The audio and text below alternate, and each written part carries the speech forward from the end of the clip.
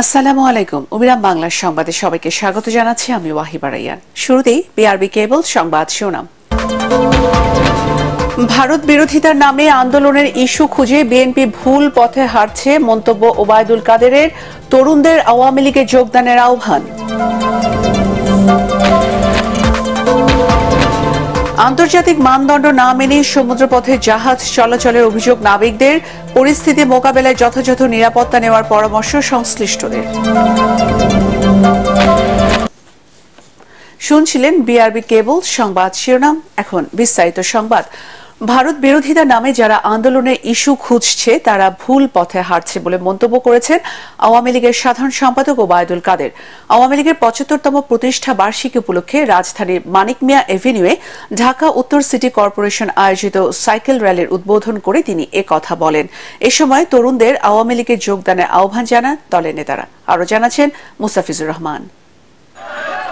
আওয়ামী লীগের ৭৫ বছর পূর্তি উপলক্ষে তরুণদের নিয়ে সাইকেল র্যালির আয়োজন করে ঢাকা উত্তর সিটি কর্পোরেশন। সাইকেল র্যালির উদ্বোধনী অনুষ্ঠানে অংশ নেন আওয়ামী লীগের বেশ কজন সিনিয়র নেতা।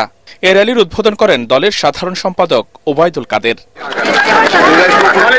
এ সময় ভারতকে বাংলাদেশের পরীক্ষিত বন্ধু উল্লেখ করে অকারণে বিরোধিতা না করতে বিএনপির প্রতি আহ্বান জানান ওবায়দুল কাদের। দেশের স্বার্থে আওয়ামী লীগ কাজ করছে বলেও জানান তিনি। ভারত বিরোধিতার নামে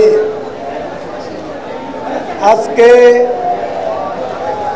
আন্দোলনের ইস্যু খোঁজার চেষ্টা করছে।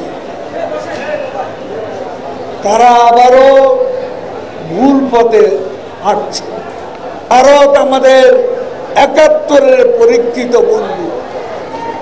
আপনারা তো হৃদয়ে আর চেতনায় স্বাধীনতা ধারণ করেন না, কাজে ৭১-এর চেতনাও আপনারা ধারণ করেন না।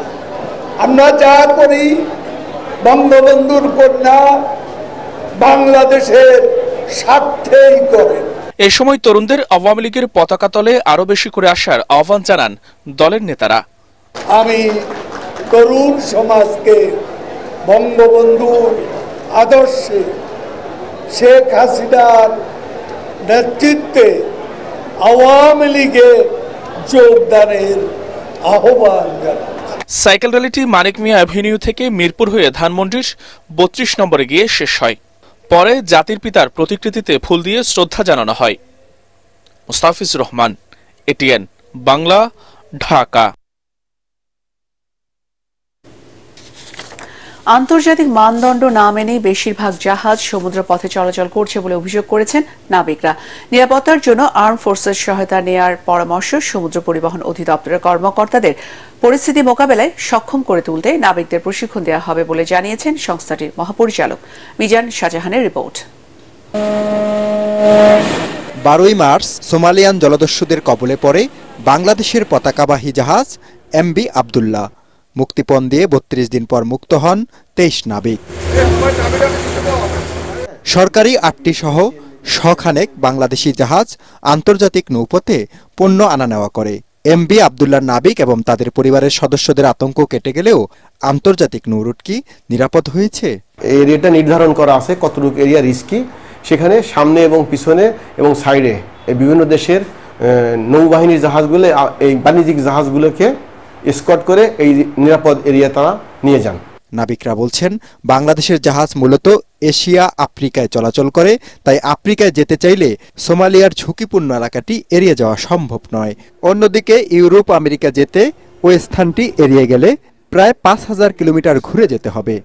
এতে বাড়বে জ্বালানি সহ আনুষঙ্গিক খরচ।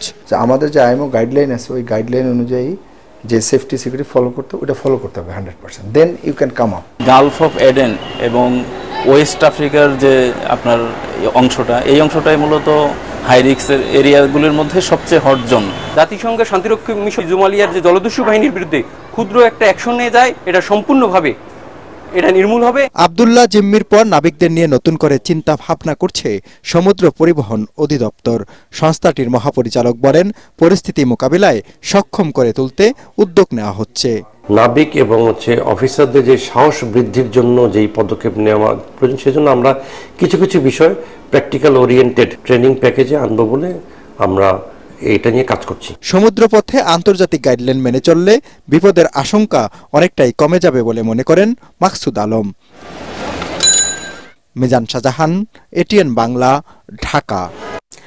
রাজধানীর মোহাম্মদপুর ফার্টিলিটি সেন্টারে বর্ধিতাংশের কনস্ট্রাকশন কাজে ব্যবহৃত ট্রাকের ধাক্কায় একটি বাড়ির দেয়াল ধসে পড়েছে, তবে এতে অল্পের জন্য প্রাণে বেঁচে যায় বাড়িতে অবস্থানকারীরা।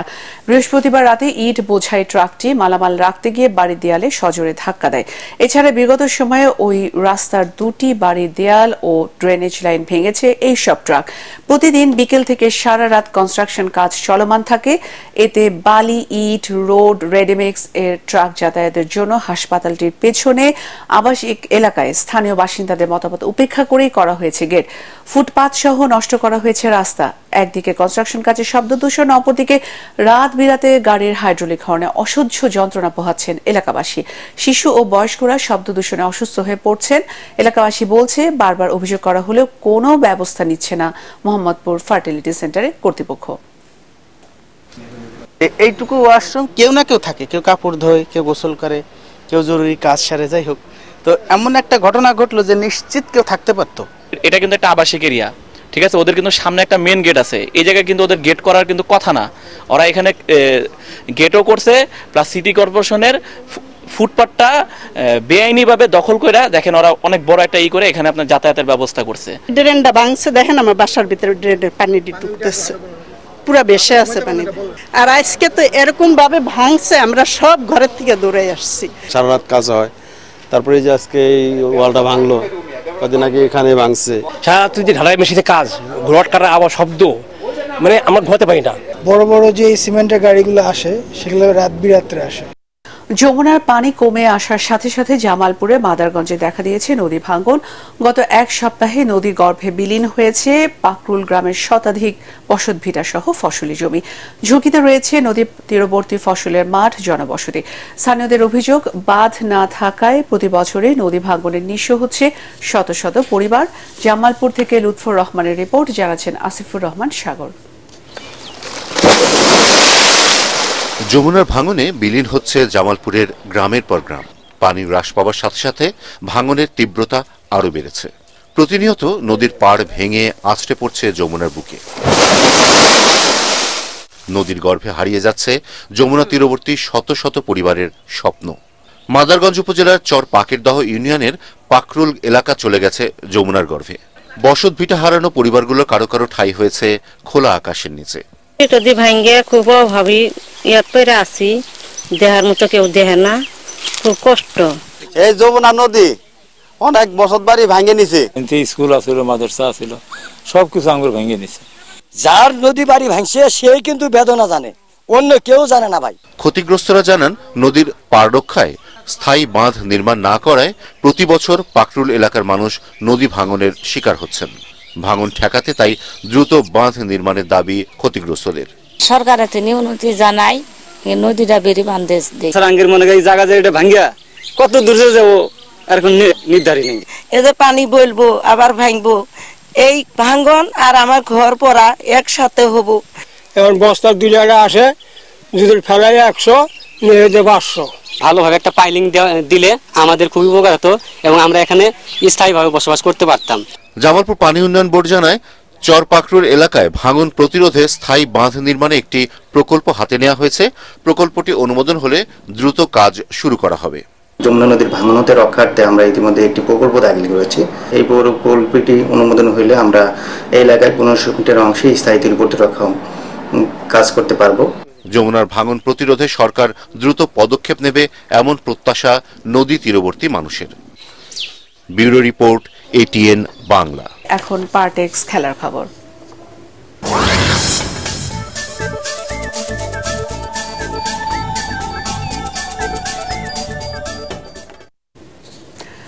ইংল্যান্ডকে উড়িয়ে টি-20 বিশ্বকাপের ফাইনালে উঠেছে ভারত। গায়ানার দ্বিতীয় সেমিফাইনালে রোহিত শর্মার দল জিতেছে 68 রানে। আগে ব্যাট করে 7 উইকেটে 171 রান তোলে এশিয়ানরা। জবাবে 103 রানে গুটিয়ে যায় জস বাটলার দলের ইনিংস। এস এম আশরাফের রিপোর্ট। 2 বছর আগে বিশ্বকাপে হারের প্রতিশোধ নিল ভারত। অ্যাডিলেডে এই ইংল্যান্ডের কাছেই সেবার সেমিতে 10 উইকেটে পরাজয়ের লজ্জায় ডুবে টিম ইন্ডিয়া। এবার ইংলিশদের বিশ্বকাপ ইতিহাসে সেমিতে দ্বিতীয় সর্বোচ্চ ব্যবধানে হারের লজ্জা ফিরিয়ে দিল রোহিত শর্মার দল। স্লো আর টার্নিং উইকেটে ইংল্যান্ড ব্যাটসম্যানদের বিপাকে ফেলতে একাদশে 3 স্পিনার রাখে ভারত। অক্ষর প্যাটেল আর কুলদীপ যাদবের ঘূর্ণিতেই দিশেহারা গতবারের চ্যাম্পিয়নরা। 46 রানে বিদায় নেয় 4 ব্যাটার, তার মধ্যে 3 জনই শিকার প্যাটেলের। এরপর মিডল অর্ডার ঘুরিয়ে দেন Kuldeep Yadav. Harry Brook, Sam কারেনের পর ক্রিস জর্ডানের উইকেটও তুলে নেন এই স্পিনার। তাতে 16 ওভার 4 বলেই পরাজয় মানতে বাধ্য হয় ইংল্যান্ড। এর আগে টস হেরে ব্যাটিংয়ে নামা ভারতকে বড় রানের ভিত গড়ে দেন রোহিত শর্মা। দলের 19-এ বিরাট আর 40-এ ঋষভ পান্থ বিদায় নিল। রোহিত খেলেন 39 বলে 57 রানের ইনিংস।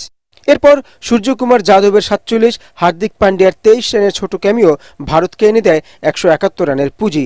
এই রানের ধারে কাছেও ইংল্যান্ড যেতে না পারায় 10 বছর পর টি-20 বিশ্বকাপের ফাইনালে টিম ইন্ডিয়া।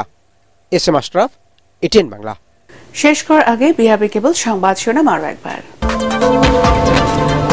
ভারত বিরোধিতা নামে আন্দোলনের ইস্যু খুঁজে বিএনপি ভুল পথে হাঁটছে, মন্তব্য ওবায়দুল কাদেরের। তরুণদের আওয়ামী লীগে যোগদানের আহ্বান।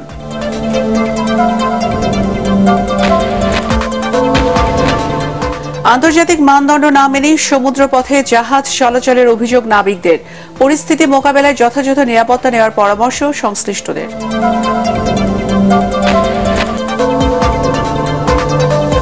পরবর্তী সংবাদ দেখার আমন্ত্রণ জেনে এখনকার মতো শেষ করছি। এটিএন বাংলার সংবাদ ইউটিউবে দেখতে ব্রাউজ করুন youtube.com/এটিএন বাংলা নিউজ। ধন্যবাদ।